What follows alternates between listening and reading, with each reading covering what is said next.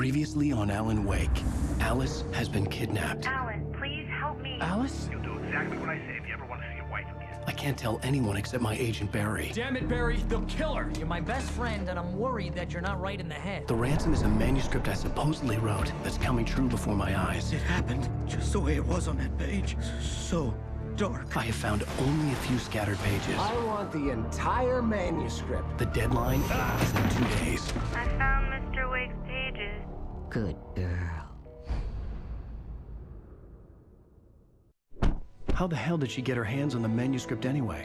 I don't know. She's resourceful. I told you you were too hard on her.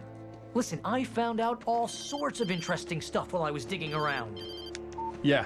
Mr. Wake, it's Sheriff Breaker. We have an FBI agent here, Agent Nightingale. FBI? He's anxious to see you. You'd better come to the station. Okay, I'll be right over, Sheriff. Let's make this quick, huh? Help you folks? Name's Randolph. I'm the manager. We're looking for Rose. Works as a waitress down at the diner. Rose, sure. Nice girl. Who wants to know? I'm Alan Wake. The writer, huh? I heard on the radio you were visiting. Well, I'll show you her trailer. That Rose, she's a nice girl. Always pays her rent on time. As I was saying, Al, I found all sorts of weird stuff from the local newspaper's archives. This place is crazy. Disappearances, mysterious deaths, urban legends come true, and get this, most of this stuff takes place around Cauldron Lake. Well, you ain't wrong, mister. The Indians thought the lake was a doorway to the underworld. I'm the God-fearing type myself. I don't hold with that sort of thing. Yeah, okay. Anyway, there was an island there owned by a guy called Thomas Zane. Now, some of the articles I found about him make him out to be a famous writer, but I ran a bunch of searches, couldn't find a single thing he wrote. Zane was heavily into diving, so much so that the place came to be called Diver's Isle. But the volcano under the lake erupted in 1970, and Zane went down with the island.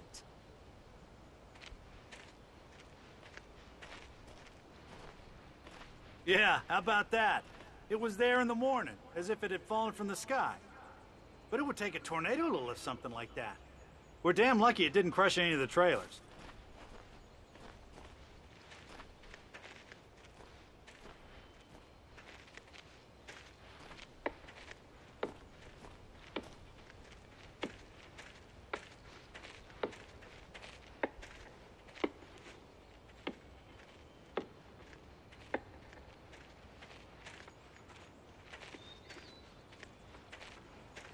It gets better. A local girl, Barbara Jagger, drowned in Cauldron Lake just a week earlier. They were lovers. Sure, Jagger's a local spook story.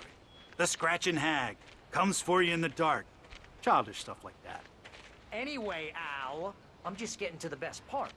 All of the articles about this stuff were written by Cynthia Weaver. I asked around, and she's that crazy bag lady you met. What, the lamp lady? She can be a little loopy, but she's not homeless or anything. Yeah, anyway, she knew both Jagger and Zane before they both died, and she had some kind of a breakdown.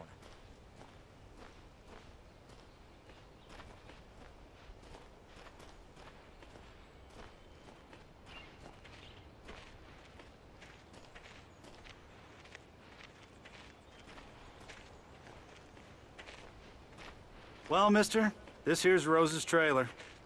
You mind me asking what you want with her? We're just here to talk to her, pal.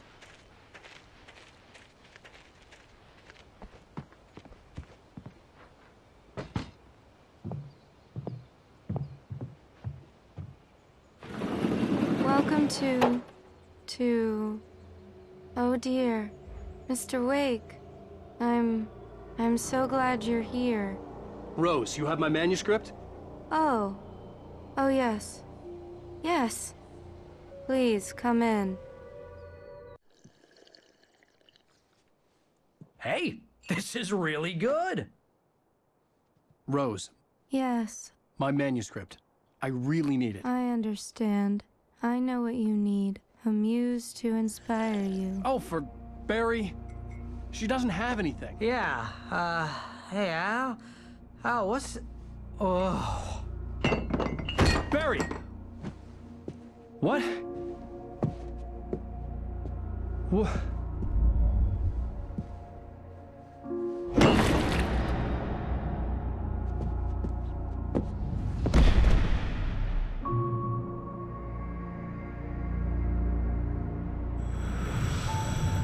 It's coming for you, hiding in my barber's skin. I'm too weak to stop it. You must turn the lights on. I promised I'd come visit you and your lovely wife. You must finish what you started. I insist. You must turn the lights on. Turn the light on. Back to work, boy.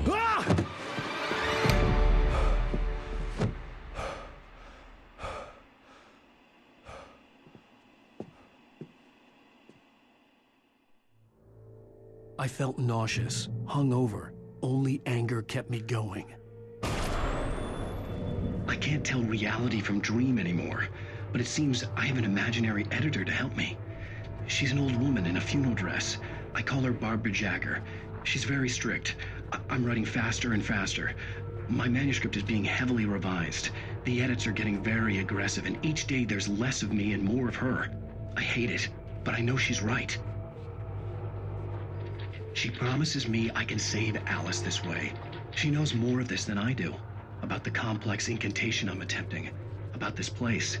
She's worked with another writer under similar circumstances, Thomas Zane. The genre of the story seems to be shifting. It's turning into a horror story. I'm getting close. I can feel it. Rose took a day from me. I had less than 12 hours left to meet the kidnapper. All I could do was get Barry into the car, work something out once I got on the road. Barry was out of it. He was way too heavy to carry. You're right. I deserve more money. I'm so handsome. Welcome to the Oh Dear Diner. What can I get you today? Coffee? I couldn't work up much hate for Rose. Something had used her to get to me and left its mark. First refill is free. Milk and sugar on the counter there. Would you like to hear today's specials? Thank you. A nice day. Come back soon. My gun and flashlight were gone. I'd have to find a way to get Barry into the car as quickly as possible. There was no time to waste. Mr. Randolph liked Rose. That little smile she had. How she was still sweet when life had tried so hard to make her bitter. It wasn't any of his business what she did in her trailer. But those strangers, the writer and his smart-ass sidekick, looked like trouble. And they'd been in there for hours, way past her normal bedtime. He reached for the phone and called the sheriff's station.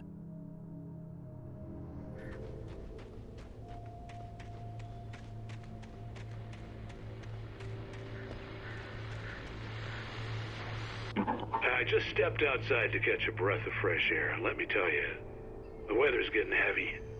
Nights like this make me especially glad I'm here talking to you and not home in bed. Once the weather takes a turn like this, I can't sleep at all. It's all tangled bed sheets and dark thoughts, punctuated by the occasional plunge into nightmare. Is it just me? Well, perhaps it is. But I hope I can make the night a little bit easier to get through. Caller, you're on KBF FM. Hey, hi, it's Walt Snyder. What's on your mind, Walt? Well, I am the way you are, but, well, I can't sleep either, you know? I just been staring out the window here, trying to make sense of it all, but, I ain't been drinking either, you know? I just... Well, you sound like a man with a problem, Walt. I had argument with Danny, Danny, and, then I got in trouble with the law, and, I'm just, well... I heard something like that, Walt. Yeah, well, he's, Danny's my best friend, and, they let me out on bail today, and now I'm just alone here at the window, you know, waiting. Man, and there's something in the air tonight, man. I was just outside looking up at the sky above our broadcast tower thinking the same thing. What are you waiting for, Walt? I don't know. You know, something's gonna happen. You know, I think I better go. Well, Walt, maybe... No, thanks, Pat. Well, good luck to you, Walt. Hang in there.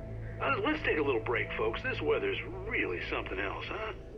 How can I be sure?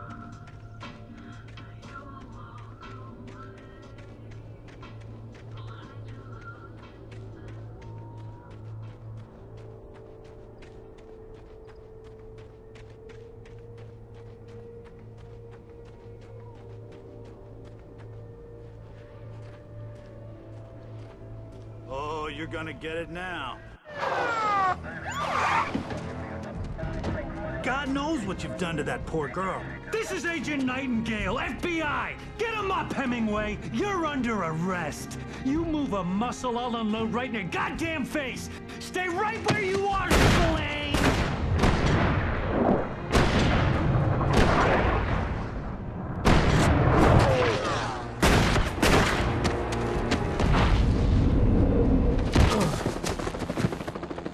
What are you? I'm standing right here, you goddamn maniac!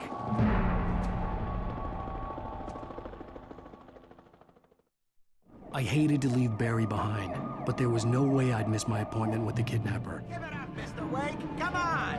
Take it easy on him!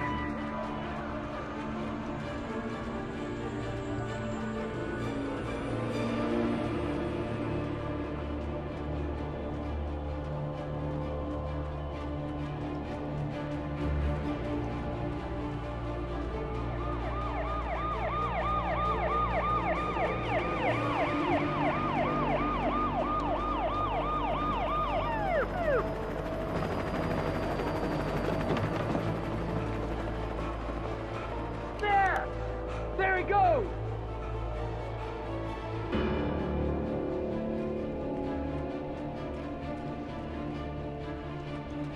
Okay, man. Keep your eyes peeled. He's gonna try to make it through here.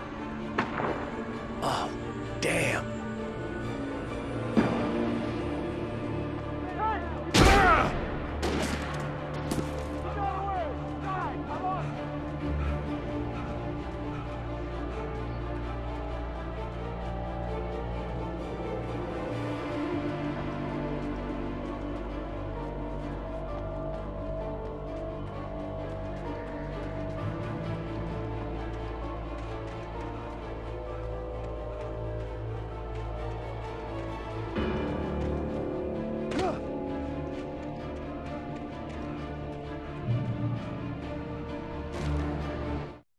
For decades, the darkness that wore Barbara Jagger's skin slept fitfully in the dark place that was its home and prison.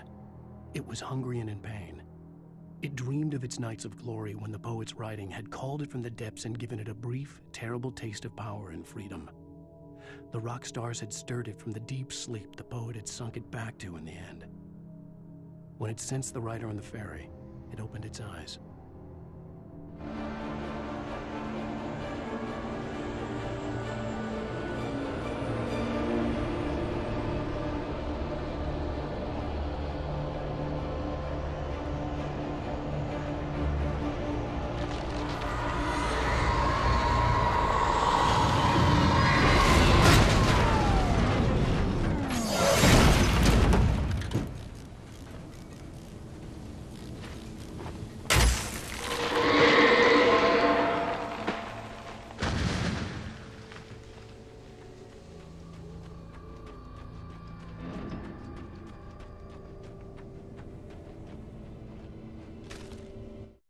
Rose didn't know how the strange old lady got in her trailer, and she looked wrong somehow. The woman showed her teeth in an approximation of a smile and traced a finger down Rose's cheek. "Pretty girl," she said. Rose felt as if she was falling asleep, but her knees didn't buckle. The crone spoke in a whisper, her words ice cold and dark in Rose's ear.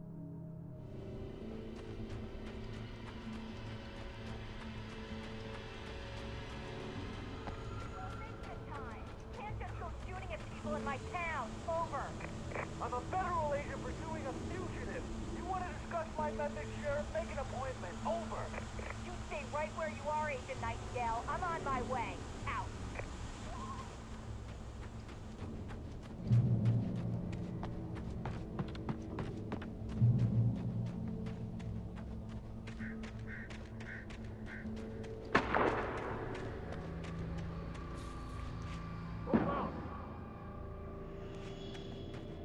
Search the area.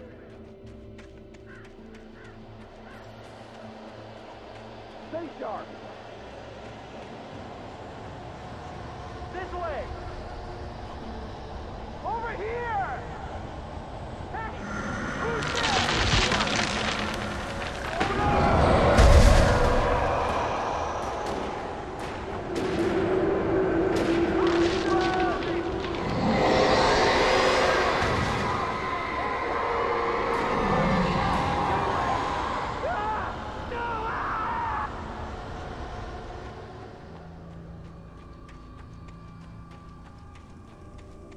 This horror was everywhere I went, circling me. The cops didn't stand a chance. They were after a writer, not a monster.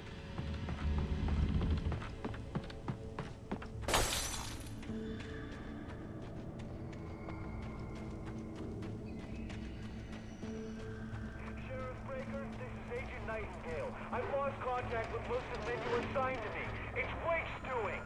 Wait, are you seriously telling me that geek writer just took out my deputies? Are you kidding? I mean, have you seen this guy? He wears a tweed jacket. Over. He's the guy we're chasing. If it's not him, who then? Bigfoot? Over. I don't know yet, but I'm not in the habit of jumping to conclusions. That tends to come back and bite you in the ass.